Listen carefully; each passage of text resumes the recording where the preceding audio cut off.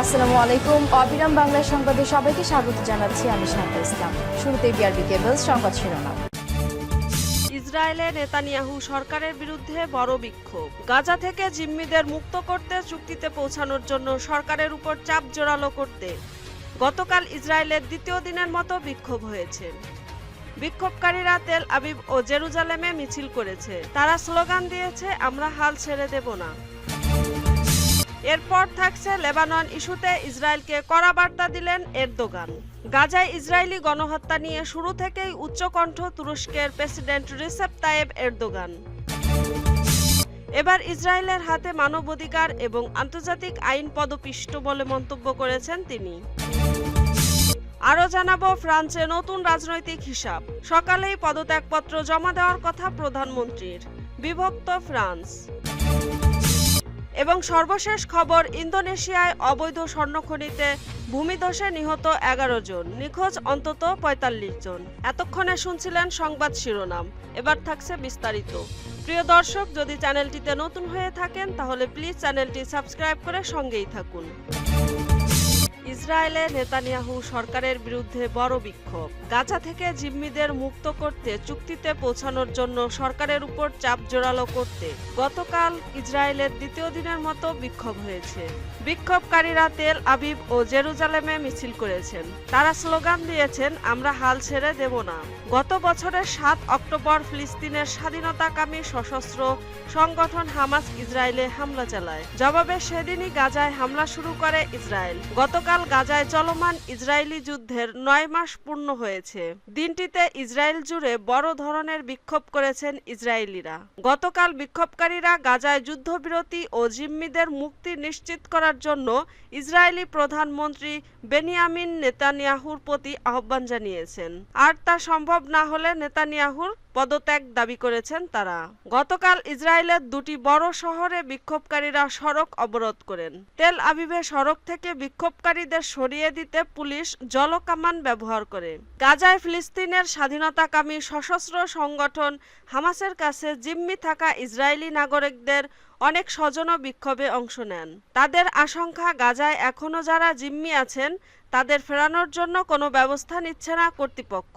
Israel বলছে গাজায় এখনো আটক আছেন 116 জন। ইসরায়েলি সেনাবাহিনীর দাবি 42 জিম্মি মারা গেছেন।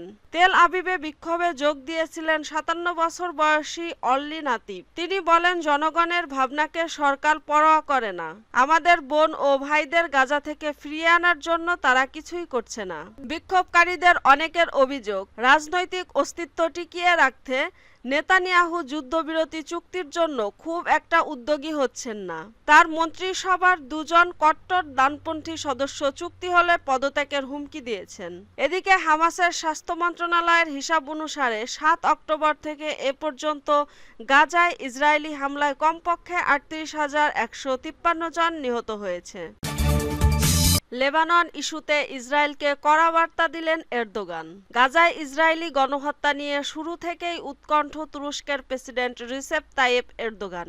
এবার ইসরায়েলের হাতে মানবাধিকার এবং আন্তর্জাতিক আইন পদপিষ্ট বলে মন্তব্য করেছেন তিনি। ইউরোর কোয়ার্টার ফাইনালে তুরস্কের খেলা দেখে জার্মানি থেকে দেশে ফেরার পর সংবাদ মাধ্যমের সঙ্গে আলাপে ফিলিস্তিনি ইসরায়েলের গণহত্যা নিয়ে ক্ষোভ প্রকাশ করেন এরদোগান। এ সময় তুর্কি প্রেসিডেন্ট বলেন, ইসরায়েলকে এই অমানবিক হামলাগুলো বন্ধ করার মাধ্যমে গণহত্যার ইতি টানতে হবে। এখনো ইসরায়েল গণহত্যা চালাচ্ছে। ইসরায়েলের হাতে মানবাধিকার ও আন্তর্জাতিক আইনকে পদদলিত হচ্ছে। গাজা যুদ্ধের পাশাপাশি লেবাননেও আতঙ্ক ছড়াচ্ছে ইসরায়েল। হিজবুল্লাহর সঙ্গে দ্বন্দ্বের জেরে লেবাননকে যুদ্ধের হুমকি দিয়েছেন তারা। গাজা যুদ্ধ লেবানন পর্যন্ত টেনে নেওয়ার বিষয়ে ইসরায়েলকে সতর্ক করে এরদোগান বলেন, তারা লেবাননকেও হুমকি দিচ্ছে। এই অঞ্চলে সংঘাত ছড়িয়ে দেওয়ার উদ্দেশ্য থেকে ইসরায়েলকে সরে আসতে হবে। ফ্রান্সে নতুন রাজনৈতিক হিসাব। সকালেই পদত্যাগপত্র জমা দেওয়ার কথা প্রধানমন্ত্রীর। বিভক্ত ফ্রান্স। ফ্রান্সে আগাম নির্বাচনে বিজয়ী হওয়ার কথা ছিল উগ্র ডানপন্থী ন্যাশনাল র্যালির। তার পরিবর্তে তারা নেমে গেছে তৃতীয় অবস্থানে। সবাইকে চমকে দিয়ে বামপন্থী জোট নিউ পপুলার ফ্রন্ট সবচেয়ে বেশি আসন নিয়ে শীর্ষে উঠে এসেছে। মাত্র 4 সপ্তাহ আগে আকস্মিকভাবে প্রেসিডেন্ট ইমানুয়েল ম্যাক্রন নির্বাচন ঘোষণা করার পর এই নির্বাচনকে ঘিরে ফ্রান্স বিভক্ত হয়ে পড়ে। নানা রকম মেরুকরণ হয়। প্রথম দফার নির্বাচনে যখন দেখা যায় অভিবাসী বিরোধী উগ্র ডানপন্থী মেরি লা পেনের ন্যাশনাল র্যালি চমক দেখাতে চলেছে, তারপরে দ্বিতীয় দফার ভোটে ম্যাক্রনের এনসেম্বল জোট এক হয়ে বেশিরভাগ আসনে তাদের একজন প্রার্থী রেখে বাকিদের প্রার্থিতা প্রত্যাহার করায়। ফলে সেই ফাঁদে পড়ে ন্যাশনাল র্যালি তৃতীয় অবস্থানে। অন্যদিকে দুর্বল অবস্থা থেকে শীর্ষে উঠে আসতে পারেনি ম্যাক্রনের এনসেম্বল জোট, তারা দ্বিতীয় অবস্থানে। এর ফলে ফ্রান্স এখন পাবে একটি ঝুলন্ত পার্লামেন্ট, কারণ কোনো দলই একক সংখ্যাগরিষ্ঠতা পায়নি। এর জন্য অস্বাভাবিক রাজনৈতিক জোটকে দায়ী করেছে ন্যাশনাল র্যালি দলটির 28 বছর বয়সী প্রেসিডেন্ট জর্ডান বার্ডেলা। মাত্র 7 মাস আগে প্রধানমন্ত্রী হিসেবে শপথ নিয়েছিলেন গাব্রিয়েল আতাল। তিনি দলের পরাজয়ে ঘোষণা দিয়েছেন যে আজ সকালে পদত্যাগপত্র জমা দেবেন। শেষ দিকে রাজনৈতিক কৌশলে প্রার্থীদের প্রার্থিতা প্রত্যাহারের পর তিনি দাবি করেছিলেন ন্যাশনাল র্যালি যে আসন পাবে বলে বলা হয়েছে তার চেয়ে কয়েকগুণ বেশি পাবে।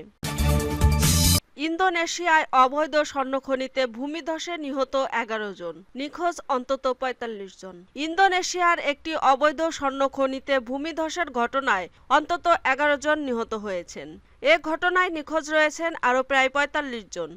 দ্বীপরাষ্ট্রটির গরন্তালো প্রদেশের সুলাওয়েসি দ্বীপের বনে বোলাঙ্গ জেলার প্রত্যন্ত এক গ্রামে এ দুর্ঘটনা ঘটেছে।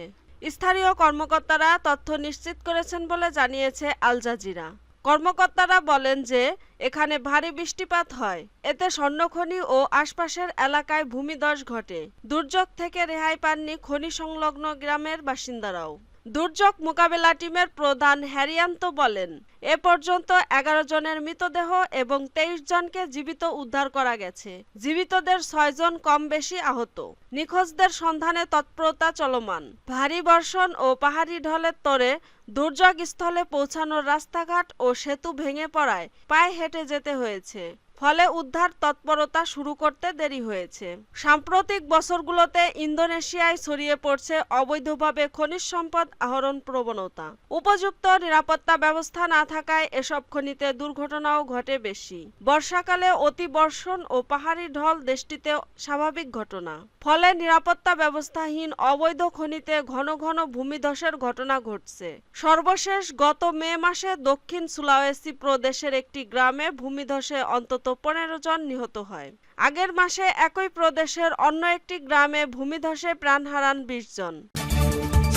211 কোটি টাকায় বিক্রি নেপোলিয়নের পিস্তল। ফ্রান্সের সম্রাট নেপোলিয়ন বোনাপার্টকে নিয়ে মানুষের আগ্রহের শেষ নেই। মৃত্যুর 2 শতাধিক বছর পরও তার স্মৃতি জড়িত জিনিসপত্র নিজের করে রাখতে চান অনেকে। যেমন নেপোলিয়নের ব্যবহৃত 2টি পিস্তল। ওই পিস্তল দুটি নিলামে $1,80,00,000 বিক্রি হয়েছে। বাংলাদেশের হিসাবে যা 211 কোটি টাকার বেশি। পিস্তল দুটি বেশ নজরকাড়া। তাতে রয়েছে সোনা ও রূপার কারুকাজ, খোদাই করা নেপোলিয়নের ছবিও। সেগুলো নিলামে তুলেছিল প্যারিসের নিলামকারী প্রতিষ্ঠান অসেনা। পিস্তল দুটি তৈরি করেছিলেন প্যারিসের বন্দুক নির্মাতা লুইস মারিন গোসে। নিলামে পিস্তল দুটির সঙ্গে সেগুলোর বাক্স, বারুদ রাখার পাত্র ও পিস্তলে বারুদ ভরার দণ্ডও বিক্রি হয়েছে। সব মিলিয়ে দাম $1,62,00,000 উঠতে পারে বলে ধারণা করা হচ্ছিল। নিলামের দরাদরিতে তা বেড়ে $1,80,000 দাঁড়ায়। পিস্তলগুলো যিনি কিনেছেন তার নাম গোপন রাখা হয়েছে। এমন সময় পিস্তল দুটি বিক্রি হলো যখন সম্প্রতি সেগুলোকে ফ্রান্সের রাষ্ট্রীয় সম্পদ হিসেবে ঘোষণা দিয়েছে দেশটির সংস্কৃতি বিষয়ক মন্ত্রণালয়। সেগুলো দেশের বাইরে নিয়ে যাওয়ার উপরও নিষেধাজ্ঞা দেওয়া হয়েছে। আর ফরাসি সরকার চাইলেই 30 মাসের মধ্যে সেগুলো নতুন মালিকের কাছ থেকে কিনে নেওয়ার প্রস্তাব দিতে পারবে। তবে তার উপর জোরাজুরি করার এখতিয়ার নেই সরকারের।